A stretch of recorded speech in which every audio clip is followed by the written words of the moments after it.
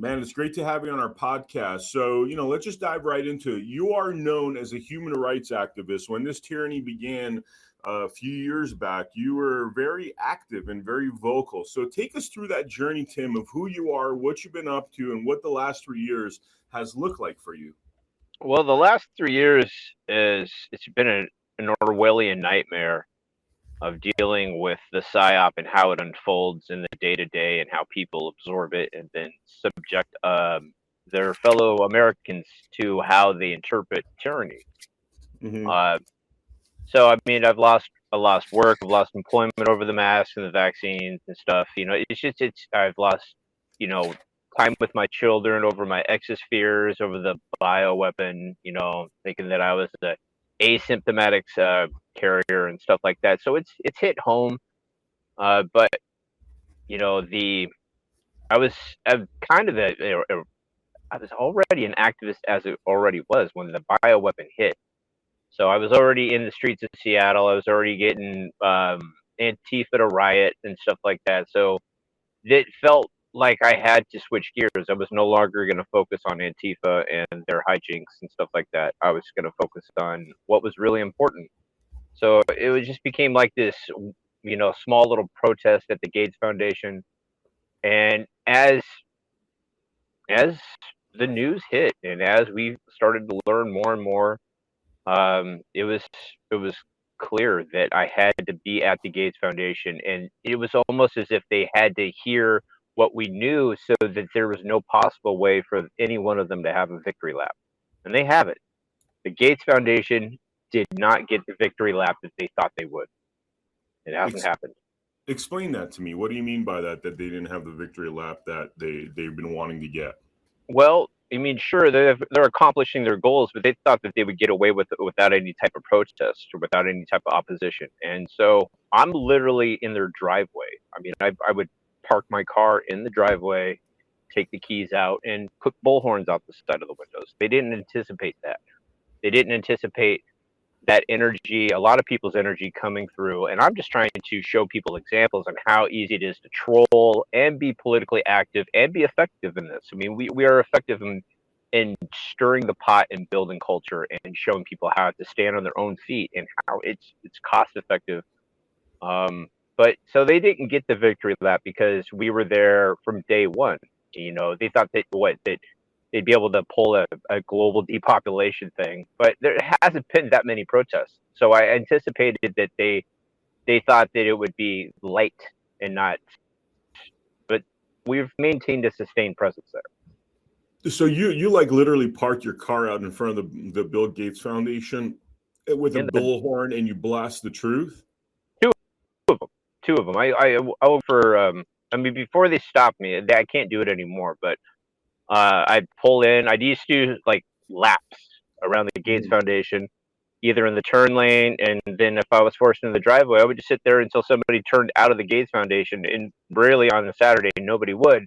So all the passerbys that went to the Seattle Center, which is a huge tourist trap, not only them, but the employees, the security people, the closed circuit cameras, they all got to see what was going on. They all got to hear it. Hmm. And when I'm not playing the truth, I'm normally just going to read the Nuremberg Code so that they Hmm. understand what it means. Wow, wow. So I mean, what makes you so bold? It sounds very bold for somebody to go out there with a bullhorn, drive around the Bill Gates Foundation. A lot of people won't have the courage to do something like that. What makes you so bold? What was the motivating factor for you to take these steps? Uh, well, the motivating factor, geez. Well, one, it's wrong. I mean, for to let this happen and not say anything, just absolutely wrong on its face. As Americans, it's just in my blood, I guess. But I don't really think it's courageous to do what I'm doing. I think it's a necessity. I don't find myself, because there's a lot of things I have fear about, and so I mean, I show courage by showing up and please don't depopulate us. It's not Hmm. being courageous. That's just being like in the here and now as an American citizen with free speech. I'm not trying to be violent or cause problems. I'm literally just trying to inform the people around them the people that are working for the Gates Foundation that don't quite have the understanding, or maybe they're compartmentalized to where it just doesn't seem like what it actually is until they actually get that one puzzle piece that sits in there and go, oh gosh, this is really bad. Hmm. So that's the type. I mean, I don't really think it's courageous, but I mean, if it is, I mean, my whole life has prepped me for this, and I think that a lot of people in the arena, their whole lives have prepped them for this type of situation. You know, I for mean, that resonates definitely with me that your whole life has prepped you for this. Tell me a little bit about that. What was in your life that prepped you for this moment? well, well, from the very get go, the I could kind of see the writing on the wall that things weren't right, but I had a very good understanding on how things were wrong as well.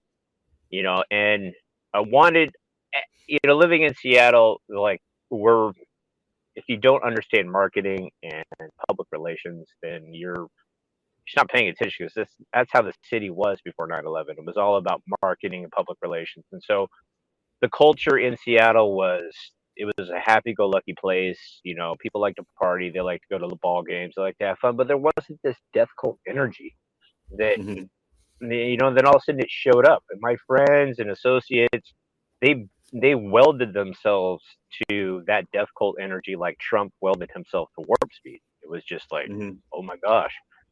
And so I walked away from most of it and I was just put on my own path. And for like the last 20 years or so, just analyzing how people behave. And then when I found out about it, kind of grew a disdain, like looking at how apathetic the culture became, like almost overnight. And I didn't quite see it, but then once I did see it, it's like something you can't unsee.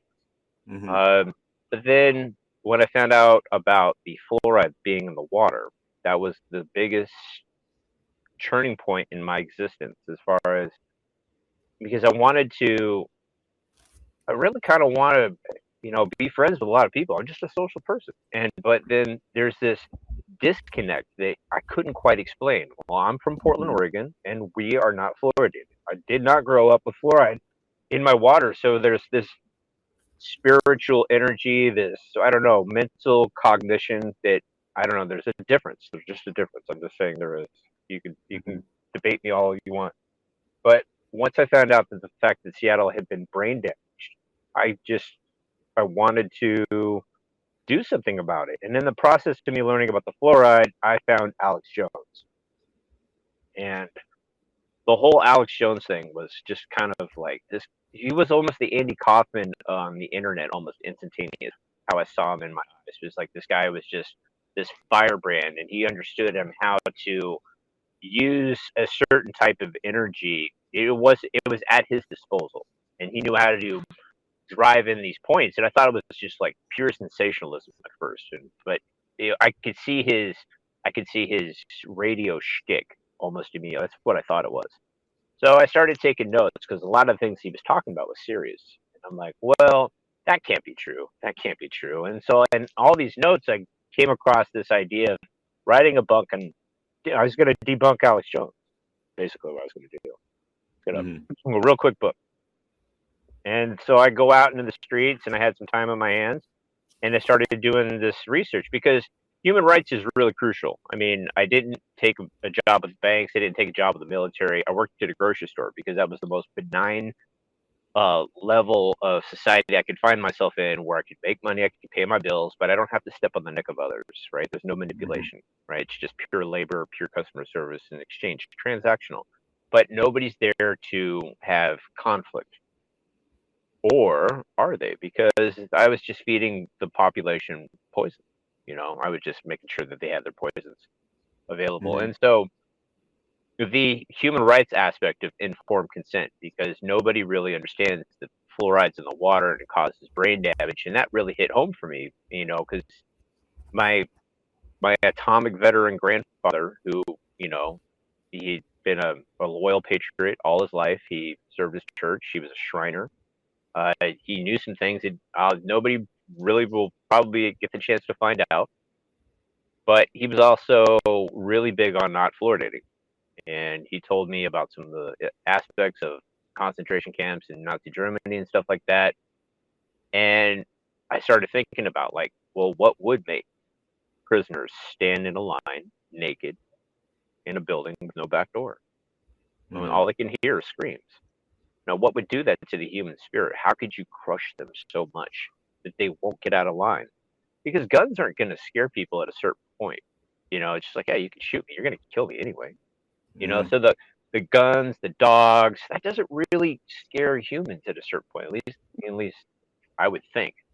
But what if it was the fluoride, right? And so you do the research and you find out that Hitler was hitting most of Nazi Germany with like 1 part per 600,000, and we get 1.4 to 1.7 parts per million, right? So they got a cleaner dose, but it was still just look what it did, right? It allowed monsters to rise to power. And Question about there, because I don't know the history of fluoride as well as you might know it. So, was fluoride put in our water prior to the Third Reich, or was that after the Third Reich? now that's a very good question, because I've heard 3 different stories that 1913 or 1918 it was put in, or 1921 by some guy in Michigan. I heard it was put in the water because there was so much spillage from the Manhattan Project that it had leached into the ground table, the water table, in certain areas, that it was just killing livestock. So they concocted some sort of psyop plan to say that it was great for you. The the origin story behind it kind of muddies the waters, because then we start arguing about whose facts are right. What it actually does is it causes brain damage, neurological damage, everything. It's the toxic waste that people are constantly consuming. They're constantly bombarded with it, and that's what causes that fight or flight response to go away. You no longer see, caring for yourself is just as much as a biological process as breathing, right? Preserving your existence. And if they take that away from you chemically, they've brought, that's just so fucking monstrous. Excuse my language, but that's just monstrous. So I started connecting dots, and I started to realize that the Seattle freeze, which everybody calls it here, is the fluoride stare. And I got into a little bit more research. After with the debunking Alex Jones thing, that was impossible, because my notes just became true. I just went down a laundry list of things that he had claimed, like everything from 9/11 to the chemtrails to the fluoride to the GMOs, all the things that were violations of informed consent, and they were all true, every single one of them. And the point here is that, even fluoride being in our water, we should have informed consent, because we're basically being medicated. It's causing brain damage. So, I mean, we should be able to know that, hey, if you drink this water, you're going to get brain damage. Well, not only that, the fluoride's one aspect of the delivery, but it's so caustic.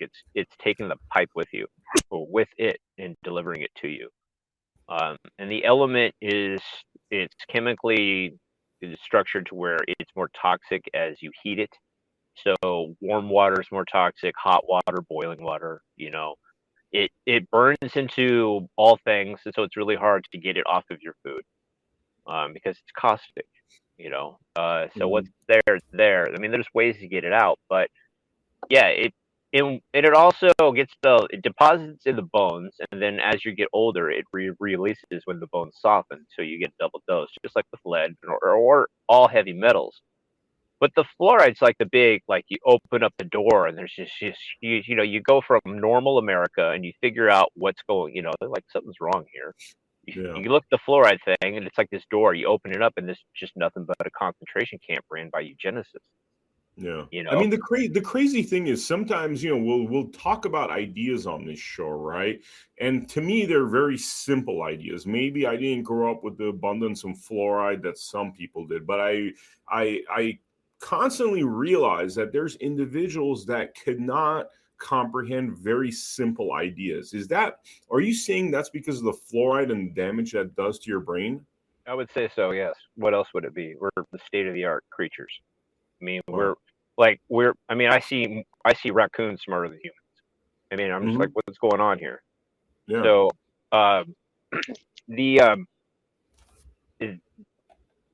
again with the thought exercise, because when I found out about the fluoride, and I just became this human rights activist, which is, we'd go around the streets and hand out flyers and have conversations with people, but like, hey, did you know this and this and that? And we tried to meet with the mayor, but the mayor wouldn't meet with us. We tried to get with the city council; they wouldn't meet with us. So it's basically like it's very, very hush hush, and it has to happen, right? The fluoride in Seattle is deliberate. They know what it's doing, and the AMA says it's fine and stuff like that. But if you go to an MSDS website and you just look up MS, I think it's Fisher.com MSDS, and you look up sodium fluoride, it says fatal if ingested. I mean, it's basically like what you're seeing with the COVID shot they've been doing for decades with fluoride, but in just smaller ways and just enough to get away with it. And then they will legalize it. But yet it's still like, look what it does. Look where we're at, where nobody is caring about the overall democide, right? They're able to kill us off in mass numbers now because there's no ability to perceive that, fight or flight response. So I would say it's a very big element. Yes, and 77% of the United States is fluoridated. You don't know how much you get per day. What else is there? I mean, question about that topic in terms of the water. I've been told there's certain purification systems, because we like to give solutions to people that are concerned about fluoride. And by the way, it's not just fluoride in our water. After doing multiple interviews with doctors, there's all kinds of pharmaceuticals, estrogen. A lot of doctors think that the feminization of men is due to what we're drinking in the water, right? Yep. What is the solution there? Could you clean this water? Is there a way to get the fluoride out of this water? From what I found out in my research, that reverse osmosis is the best way to go. Gravity filters are, if you can't afford a big system, start with gravity filters. They're pretty reasonable as far as the investment in your health.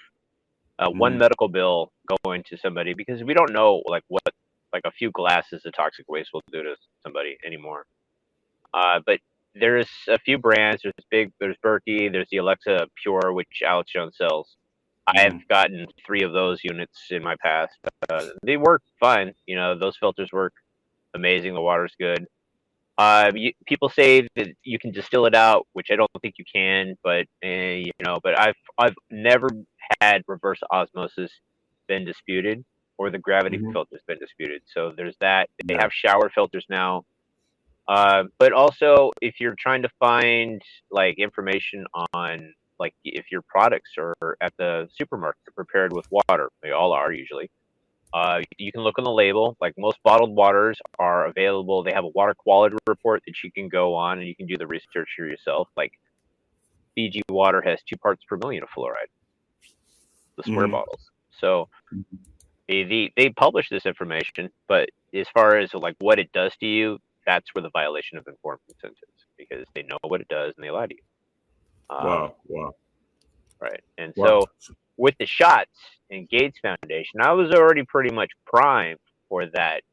That's my mindset. And that was for 10 years. And I had twins during my awakening, my red pill digestion, because, part of the whole challenge of being alive in this arena is actually, having children and then teaching them the ways of good, just teaching, they're as best I can. My children are very, I don't have custody of them anymore because of the way that the courts are and the way that they used Alex Jones' kids being courts. But the exposure that I've had to my children was beneficial. So my son's very aware of like the chemtrails and stuff like that. They're very aware of how the system is, just because they've listened to enough Alex Jones in the background. It's pretty amazing. So the I don't know. It's the one thing that you can always, there's always a solution, and they don't want you to think there is a solution. They don't want you to think that you can't climb your way out of this hole. And there is. It's very expensive in some aspects. They make it very hard for you, but just taking that time to figure out what was going on, and then having the vaccine rollout come out, and you're just like, oh my God, they're going to do this to everybody, and they did. You know, they literally did it to everybody. My kids are not vaccinated. They're totally aware of it. My ex is she's an anti-vax, thank God. But they were so worried about their classmates, you know, their teachers.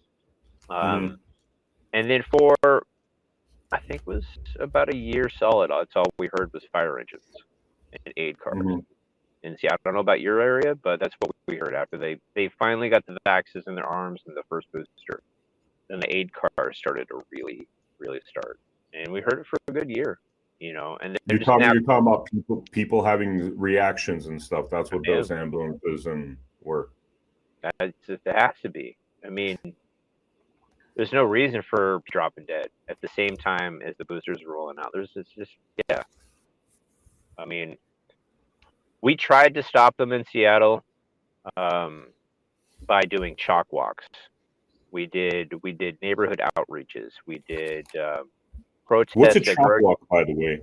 Oh, a chalk walk's pretty easy to describe. It's you take sidewalk chalk and you just write facts about what they don't know on the sidewalk or any, you know, writable surface.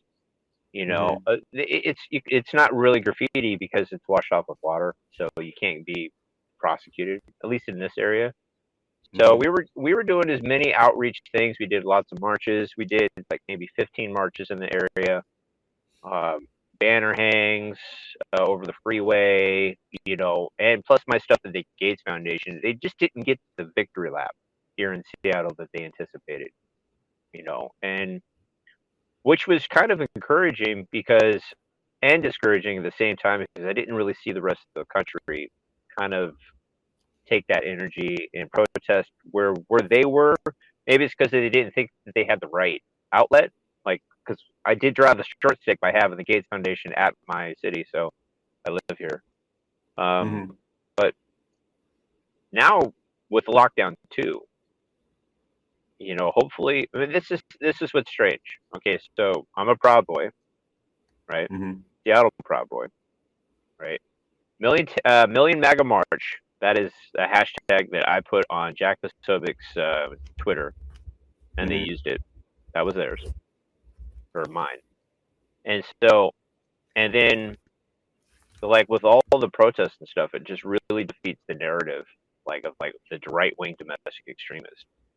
I mean, I was a homeless fucking father. Excuse my language, but I was a homeless father protesting the Gates Foundation. You know, trying to stop, you know, massive human rights violations, and they were calling my fellow patriots right-wing domestic extremists. You know, so while they're saying that we are right-wing domestic extremists, I've held almost 150 consecutive events with 0 arrests, with 0 police, 0 violence, nothing. There's just been nothing here, and this is in the heart of Seattle. We've kept it so mellow and all about the facts, and it just doesn't hold up, and it won't hold up in court. If they want me to testify in front of a grand jury about anything, that's fine. I can, because the narrative goes away as soon as they analyze my track record alone. You know, as far as being all the things, because I'm an avid listener of InfoWars. I call in probably twice a month, maybe not 3 times. I've been on the show a few different times. I'm a Proud Boy. I'm a patriot. I voted for Ron Paul, right? I voted for Trump twice. And yet, where is all the violence and terrorism that they say? You know, other than my bullhorns, which is fine, but, you know, you won't come to me to have the conversation. So I get to project sound towards you so that you can hear the truth. Because I think what's going on in this, and my analyzation of how people aren't getting the narrative, or only getting the narrative, is just that it's kind of like the same thing with AI. And I think it's a machine learning process where they have most of the patriots in kind of like these consolidated spaces digitally. Like, we can't kind of get out, right? Well, what if that same arena has been built for the left too, where they're not able to get out either? And it makes sense. I mean, would you make half a prison, or would you make a full prison? Yeah. And so we have to figure out ways in order to get the message to the normies that are coming from bleeding out from the Democrat Party into the RFK, you know, from RFK, Um, because lockdown 2 is going to suck. That I don't think it'll ever go away. I mean, once they put the mask back on their face, why take it off? And, if you notice, which was really scary, like the scariest thing about the entire lockdowns and everything that was the day that they were told to take the mask off. Right? They did it. Now think about that. It wasn't like because you know, they were not scared of the bioweapon anymore. They did it out of compliance, just as much as they put it on in compliance. And so that's the type of American that they've chemically created, right? Through fluoride, through GMOs, through the PSYOP, which is the digital transformation of the mental, the mind. It's they're rewiring our brains per se with neuron synapses and stuff like that. So we only can think in one direct way. We're triggered to respond in like circus seals. Wow. Basically the same thing. So we're doing our best, to because it's either that or they want us to have some sort of like venting civil war to give them excuse for UN troops, for foreign soldiers to come in. Where we lose that, because the one thing that we have, which the American patriot has when no other, is like this steadfast resolve to not flinch. We haven't flinched at all. There have been so many provocations and so many like, come on, you want your civil war? I know you want your civil war, and all we want is peace. All we want is just a resolvance of our grievances. We don't want to be democide, and we want informed consent. What's so wrong with that? We want you to leave the kids alone, and that goes with all drugs. It goes with from everything from your wretched tap water to the vaccine schedule to the everything. The plastics that your children play with are leaching in through their skin purposefully. They design these toys and they say it's for profit. Bull. They want these low grade plastics to be absorbed so they can transform. And it's like, who was the first trans? It was Baphomet, right? So it's their god. They want to just kind of ritually sacrifice and transform every American as best they can into this androgynous. About their god. Well, I would. I don't know that. I mean, the Luciferian deity, isn't it Baphomet or the goat of Mendez, where it's part man, part goat? It's a chimera, right? Where they're splicing GMOs into us, right? But they also have to make us a male and a female at the same time. So now that's what the endocrine disruptors are doing. So I just want my country to not be a concentration camp, right? And when you see how many ways that they've developed these vectors into our food supply, into our daily lives, how is it not a concentration camp, right? I mean, I'm it's so. What do we do other than bullhorn the F out of these people until their voices are no longer relevant, until our culture is now the one that sways people's minds and decisions? It's about winning hearts and minds so they don't end up going home with poisons on their table and then going to big pharma, which is controlled by Gates. Downstream is where we're trying to have our victory laps. Yeah. So let's talk about Bill Gates real quick. I mean, Bill Gates, somebody who many people claim is tremendously evil, that is a eugenicist, that wants to, from his own words, he wants to get rid of 90% of the world's population. I mean, what happened with Bill Gates? How did this individual, I mean, he went from being a software engineer. That's funny, I was watching a documentary about Steve Jobs the other day, and seems as though Steve Jobs and Bill Gates were instrumental in creating this new future that we have. And both of them look like techie nerds. Who would have thought that this guy, Bill Gates, would then want to essentially commit the greatest genocide in the history of humankind? I mean, what's going on there, do you think? I think there's a lot of child ritual abuse that has to happen in order for these people to actually, get into the echelons. And I think that they have to offer their first or second born as many children as the cult requires in order for the power structure to exist. And so when you see monsters like Gates running around Africa, right, with Mhm. no remorse. I mean, what they like Africa is a test model to what they want to do in America and what they are doing in America. Africa is what they're doing in India.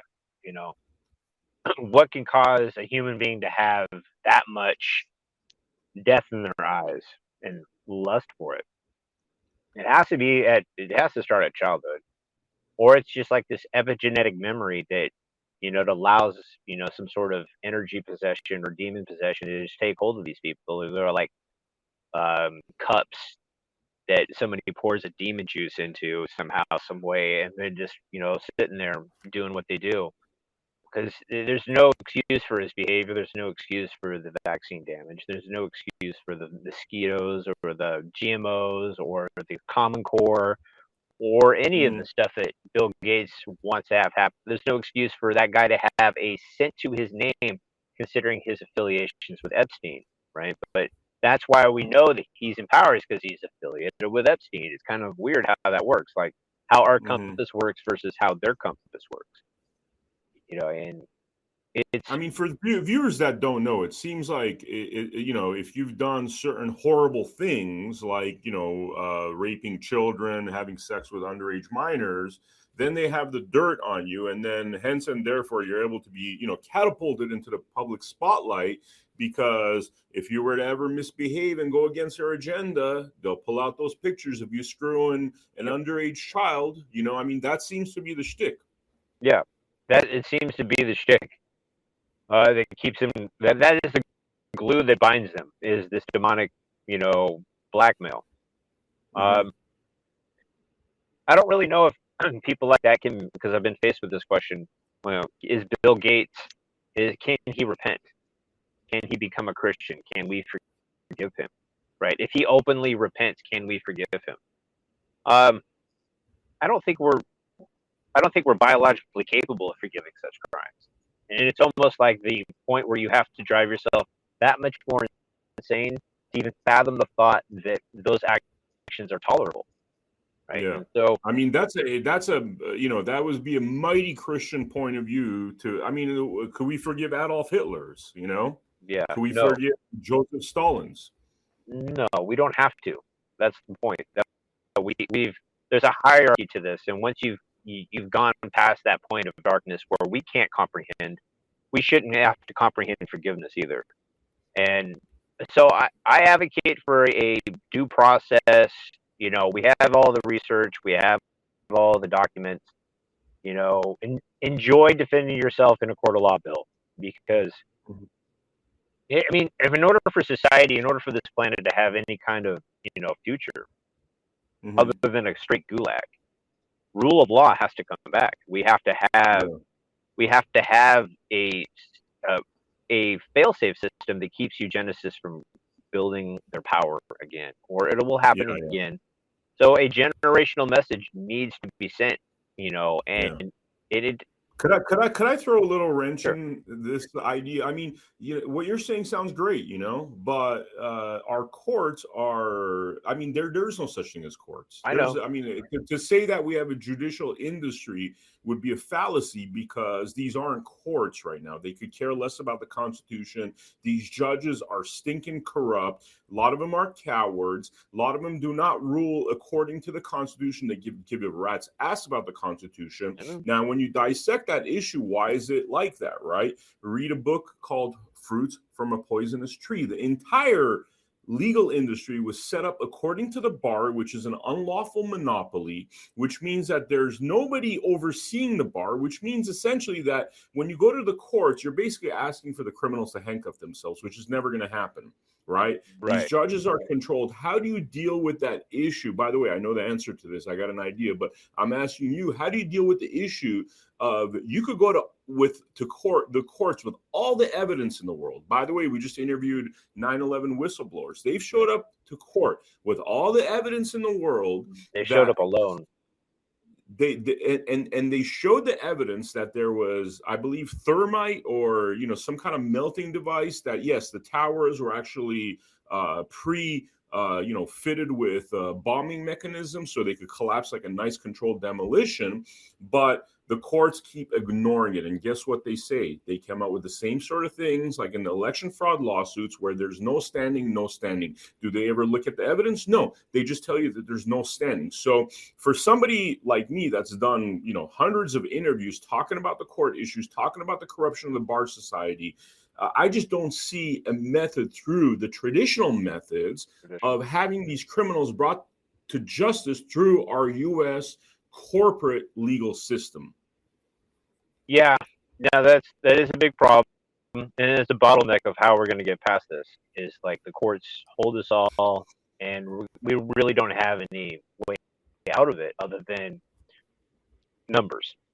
And I'm not advocating for anything at all, but a group of people will eventually have to be like just there, And I don't really think like they'd have the support they think they have, because I mean, other than just the sheer force of numbers shifting culture away from the last 1,000 years, how are we going to? Because the slave mentality, is it epigenetic, right? Are we always going to be slaves?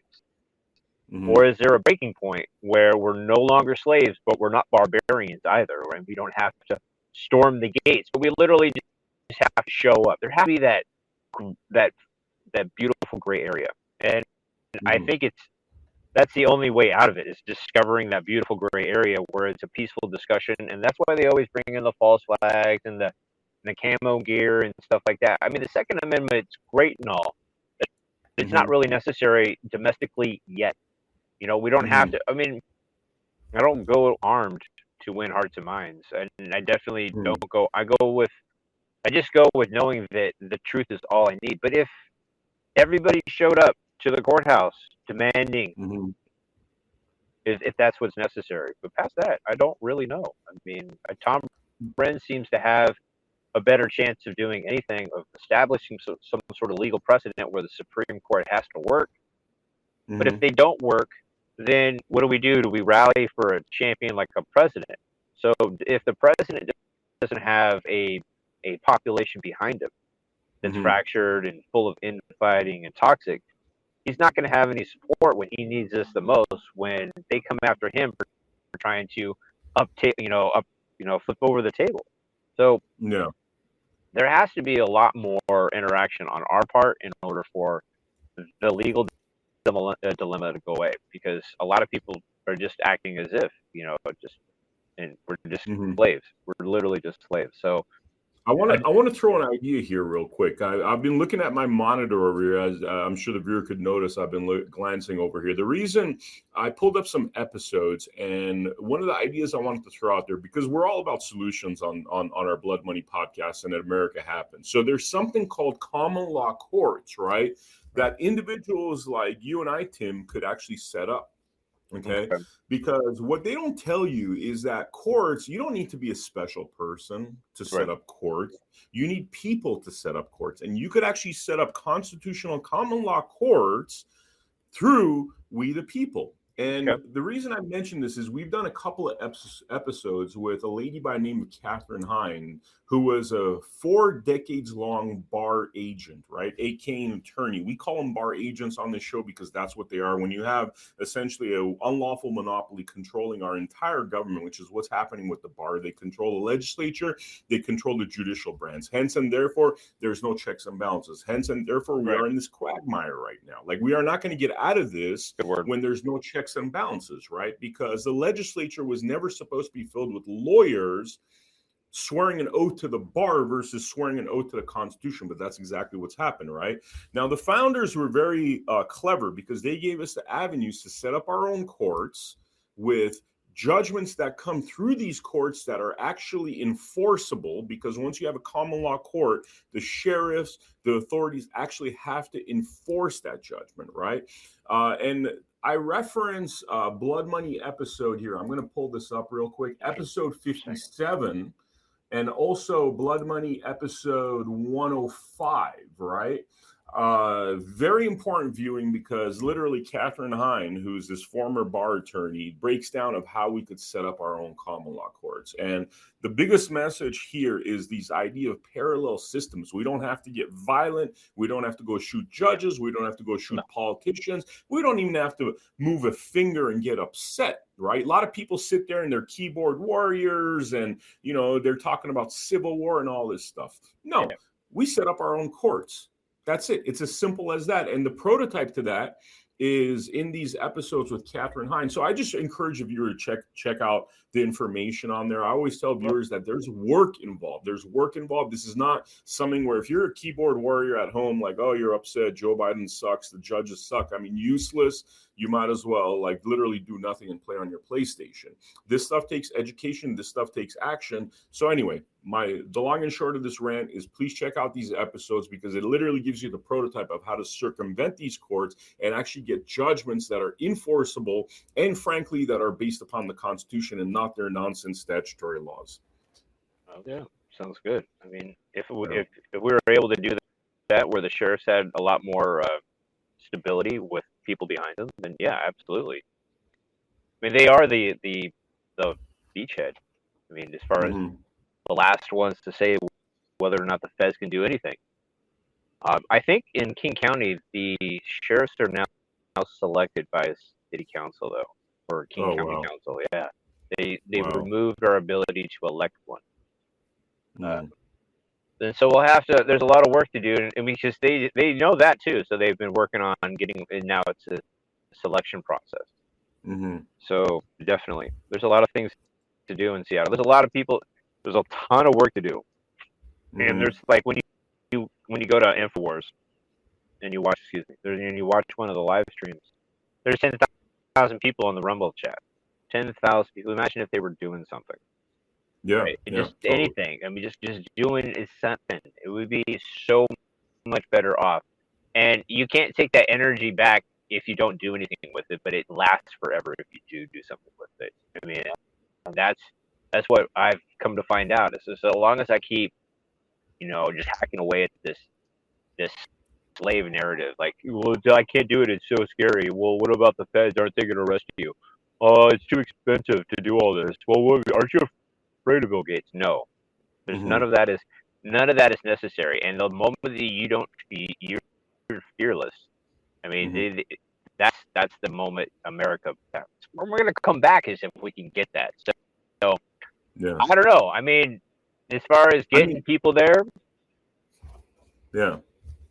What's very inspiring, I mean, the thing that I heard you say was that you were a homeless father going up against Bill Gates. I mean, talk about a David versus Goliath story right there. And you don't seem to be flinching at all by having traveled this journey. I mean, tell me, how did you become homeless? How were you as a homeless father fighting Bill Gates? What's the story behind that? Well, I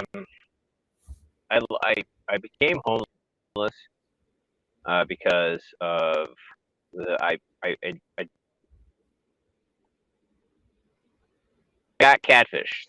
Okay, just be flat out honest. I was catfished, and then my kids are very wonderful children. They're twins, boy-girl twins.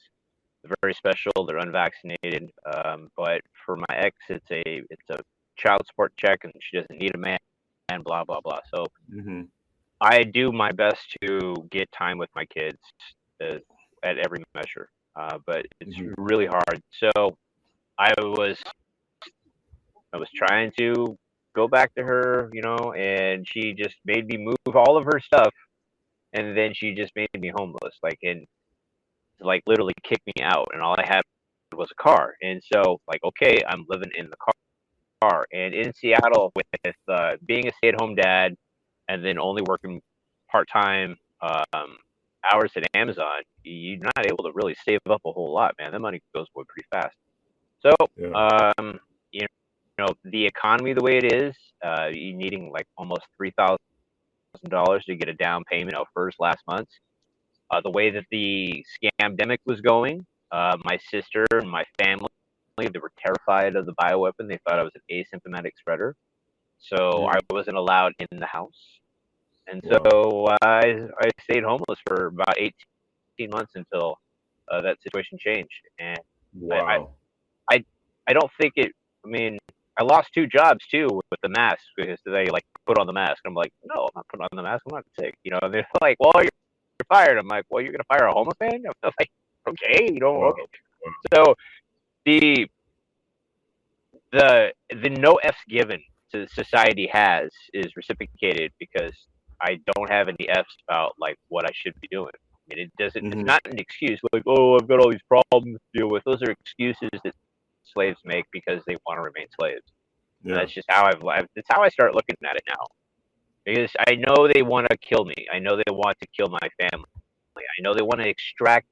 I'm gonna quote the general. The vital essences of our bodies. The general from Doctor Strangelove. The Mhm. vital essences of our bodies. They're trying to extract that and weaponize that. And I mean, that's not a kooky statement anymore. We finally Yeah. gotten to the truth. It's finally been said loud enough to where we can all have that good grand discussion about energy vampires and politicians to the point where we're not slaves. You Mm. know, you know, now is the perfect time because we're not going to get another chance. Yeah, yeah. I mean, you mentioned So, something there about like what had happened to you as a father, how your ex, I don't need a man, I could raise a child on my own. This is a topic actually when it comes to family law courts, the breakup of the American family, what the system is doing to fathers, how they are extremely prejudiced, how, basically 90% of fathers don't get custody of their own children. I mean, these are topics dude, we've explored. And this seems to be, when we talk about things like the COVID scandemic, when we talk about the authoritarian behavior, one thing that we don't fail to see on Blood Money is all these things are tied together, right? Making children fatherless, making the government the father that, replaces the real father, right? The courts being so prejudiced against fathers, the courts basically, you could walk in there with all the truths in the world as a father and you could still lose your children, right? I I People was don't talk about this topic enough. no, they don't. I mean, I was representing myself per se in family court, filed all the paperwork, had a trial. She had like this free lawyer. All she did was she claimed that she was abused, right?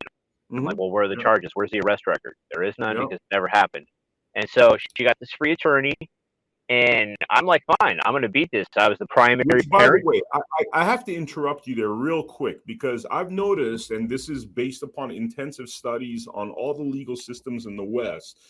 That's what normally happens. If a female claims that she's abused, she gets all kinds of free help. As a man, you get nothing. Like when you look Yeah, at the institutions that protect men's rights versus women's rights, there literally is none for men. And zero. there's hundreds for women. There's all kinds of financial support. All a female has to do is lie. And by the way, that is the Yep. number one tool that is called the silver bullet in divorce, where all of a sudden, an individual like yourself who's never even had a phone call about being abusive, has never even been accused of being abusive, all of a sudden is made to be abusive in family law courts, which, by the way, is highly unlawful, by the way. That's a big thing that nobody talks about, where you can't make criminal accusations and have him stand up in a civil court, which is exactly what's happening in these Right. family law It's courts. Because what she if did. you're Yeah. abusive, yeah, they basically say you're abusive with no criminal charges forever. Now you don't see your kids, you're separated from your kids, even though there's no criminal charge, no accusation except for the false accusation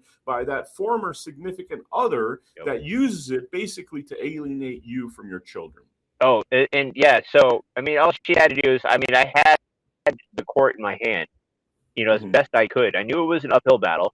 All she had to do was say that I was an Alex Jones listener, and I watched everything just crush. He was his attitude changed. He addressed me instead of Tim. He called me Mr. Lassley from there on out. It was like, because he could see. So I had my other daughter in a different relationship with me, like in a lot of these court filings. He probably just saw me, going back and forth. And as a stay-at-home dad, my ex was making more, going back to work or maternity thing. So it was just better off. Like the way the daycare was structured, I didn't want another person in the raising my child. The economy was only at $16 an hour for people just coming in and out of work. So it just made better sense for me to stay at home for a while, And so I had my daughter in court, and everything seemed to be fine. I was basically like the stand-up citizen, right? Not backing down, going to save my kids in court, representing myself, filing all the paperwork, earnest. She says Alex Jones, and like literally everything went away. And this was in 2014, and it was just like, wait, what just happened? And she said, how'd she say it? I was always under duress and stressed out because he was an Alex Jones listener, and he changed our diet, and he wouldn't let us have certain things. And so, like, yeah, I filtered the water. I didn't put GMO stuff on the table. Wow, because you were pregnant, woman. There was all these other underlying circumstances that she just didn't include. The judge didn't care.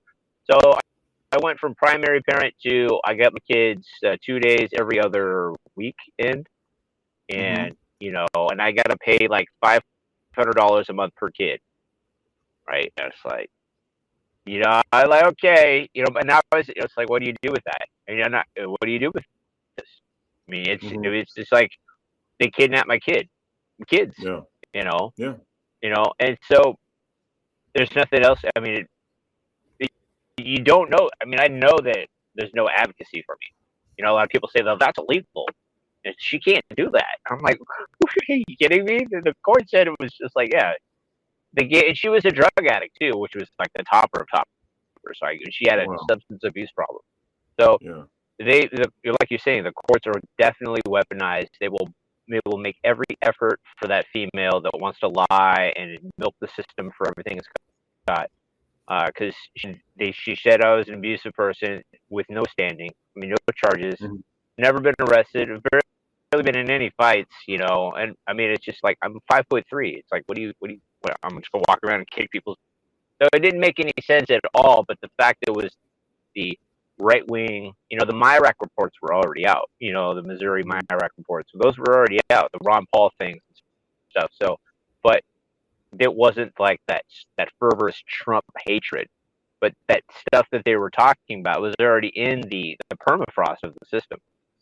So I might as well have been wearing an Alex Jones t-shirt, but I had the same result. Wow. I mean, that's straight up discrimination. That's straight up bias. That's straight up lack of due process, where they're using what you're consuming as news entertainment against you. But it's part of the overall agenda, isn't it? I mean, all these things are tied together. And our country is in shambles right now. It's like, how do we compete with other countries, like Russia, frankly, like Saudi Arabia, other countries that have family values, that value men and women within their society? This is what we're dealing with right now, where third wave feminism, they talk about equality and stuff. No, like what you're talking about is you are essentially an oppressed individual. You are somebody that doesn't have legal rights. You are a victim, right? If you are looking at this from a bird's eye view, not in the eyes of the courts, not in the eyes of these corrupt politicians, but you are a victim, right? Because you are now being treated lesser than a female, lesser rights. And by the way, I know a lot about this in terms of my family history. We came from the Ottoman Empire. We happen to be Armenian Christians. That we have in the Ottoman Empire, we had 2/3 the right of the regular Islamic person, meaning we had no rights, meaning our children could be raped, murdered, and there would be no repercussions through the courts. That's what it means to be 2/3 citizen. And what you're telling me is that you are a 2/3 citizen in the eyes of this court, right? So how do we compete with other countries that value the men and fathers in their society, that are building families, that are building strong futures? Or do we really not stand a chance when it comes to that world? Oh, we most certainly do, but we have to get it out of our minds that we've lost. We have to get it in our minds that we're winning, and like make every day about winning instead of enduring the loss that we've already endured. I mean, I could soak in the pool of loss forever in the day, and I'm not getting anything out of it. And my culture, my friends, everybody's falling to the wayside. Or I can just like get out and be either a leader or an example, like every single one of us. Small gestures, large gestures. It's about breaking that conditioning that it's none of my business, right? Mm-hmm. And that's where a lot of people are. Is it's none of my business. Well, apparently it is a lot of our business. Whether we was surprised. And so Mm-hmm. I think I've been teasing this idea in my head like a sticky marble about a million town march. I think it'd Mm-hmm. be an interesting idea to kind of not kind of putting people in harm's way, because I'm not trying to advocate for any type of violence, but I don't want people to be put in harm's way by trying to go to a centralized event where everybody's license plates are scanned, their phones are scanned, and stuff like that. We don't have to go and fight this stupid, silly war that they want us to fight. All we have to do is go outside and make friends with our neighbors and talk real talk and be real with them and express what's really going on and endure that whether it's an hour of arguing about whether or not Jimmy Kimmel's real, or this and that. We have to actually stay focused on real topics until they're solved. Because I mean, day in, day out, we constantly just go through this hammering of psyop, but we don't really have this solutionary based mindset. And so I think wouldn't it be great. We could just go out and like cookouts and bullhorns for everybody. Be friends with our neighbors, reach out, like the chalk walk thing. I mean, that was Mm-hmm. so freaking fun to go out. We like 15 people, 10 people, a lot of sidewalk chalk, and just start writing things that about, like hashtags, things that Google this. We were putting them everywhere. Absolutely anywhere where there was surface area, we just effed it all up. I mean, I know people it's kind of a leftist thing to do to be an activist, but you have to get their attention at this point in time, because Mm-hmm. the fluoride stare is powerful. The distractions from the phone is powerful, and so they're constantly addicted to that signal, and we need to be more than noise. We need to override that. So that's how I think we can do it with a million town march, where people just go out and talk to one another and show Mm-hmm. a solidarity where the feds can't f you up. Make friends with your sheriff. Show your sheriff that you're peaceful, that you're not Antifa. That's the one thing that you differentiate yourself from the others, because if you want this beautiful experiment to continue, it has to be a nonviolent renaissance of freedom, because they Mm-hmm. want you to be violent, and they have every protocol ready for that violent snap. It will happen. They've got Rex 84. They have plans to shut your cities down in 3 minutes by freeways, and then they start rounding up patriots and stuff if the snap happens. And we don't have to do it. Yeah. We Yeah. don't. I mean, because everybody's pissed off about January 6th and Mm-hmm. Enrique and Joe Biggs and Owen Schroyer, and that's what they really want to do. This is like, well, if that's not enough, we're going to throw Trump in jail. Mm-hmm. Then what? And we don't really have to go to the point where we feed that monster. We can start building a culture away from them and make them irrelevant. Mm-hmm. We can I innovate mean, out of that. my final question is the Renaissance coming? You talked about a Renaissance. Is an American Renaissance coming? Is a freedom Renaissance coming? If we want it to happen, yes, absolutely. I We're mean, do you Americans. think it's coming when you look at the tea leaves and stuff out there? What do you think is what do you think the future holds? God tells me to not quit. Whether I can't see my black pill side says I don't know, but my red pilled side says if we can do it the right way, absolutely it will happen. But it has to be done the right way, or it won't happen. It's kind of like that one slot. We've got that one moment in time, and I think it's now. Yes, I think it can be done, and it Mm-hmm. will happen. You know, um, Okay. yeah, it will happen.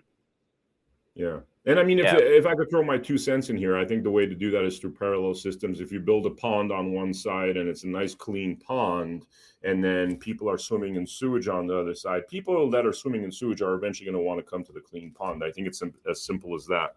absolutely. And we have to be willing. We have to open arms for the people to come out of that sewage. I mean, I know it's really hard, but they've been in sewage. So Mm. we have to be just humble for a while and be good Christians and to let these people heal. I mean, detox camps are what's needed in America, not not what we're doing. Not ingesting all these heavy metals. We have supermarkets with heavy metals on every shelf. I mean, there's so many things that are keeping Americans in this state of mind, and so I mean, they're hostages when you look at it. They're 21st century hostages, and so we have to build a culture around that to heal, or it's we're just hating ourselves and infighting with one another until they round us up. Exactly. Tim, is there anything we didn't touch upon that you'd like to mention in closing? The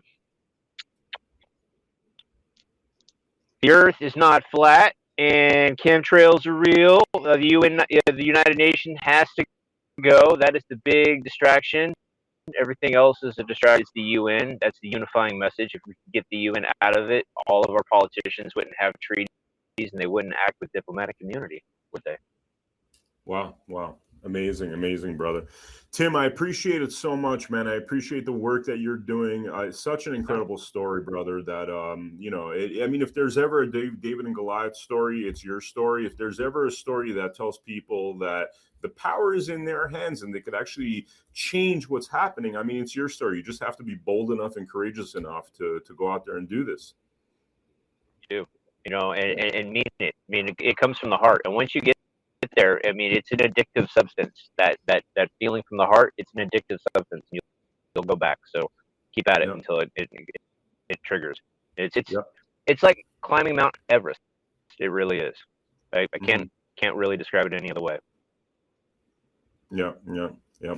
Tim, this has been awesome, man. Thank you so much for coming on to the Blood Money podcast. And for the viewers out there, thank you so much for joining us. Please make sure you check out AmericaHappens.com, where we have all of our episodes posted, a link to our Rumble channel, including our show Daily Devotions, which happens every morning. It's a daily prayer series. We also do Blood Money with yours truly, Conspiracy Truths with Mindy Robinson, our HN News live show every Tuesdays and Thursdays at 2 p.m. Pacific with Corinne Clifford coming to us from Washington, D.C., giving us all the latest news of what's happening. So thank you so much for joining us on this episode of Blood Money. I will see you on the next episode. Take care. Truth in media is not free. If the corrupt corporations run the media, then all we get is a pile of lies. So please support truth in the media by donating to AmericaHappens.com by simply going to AmericaHappens.com, clicking on the support tab, and entering a generous donation. Thank you so much.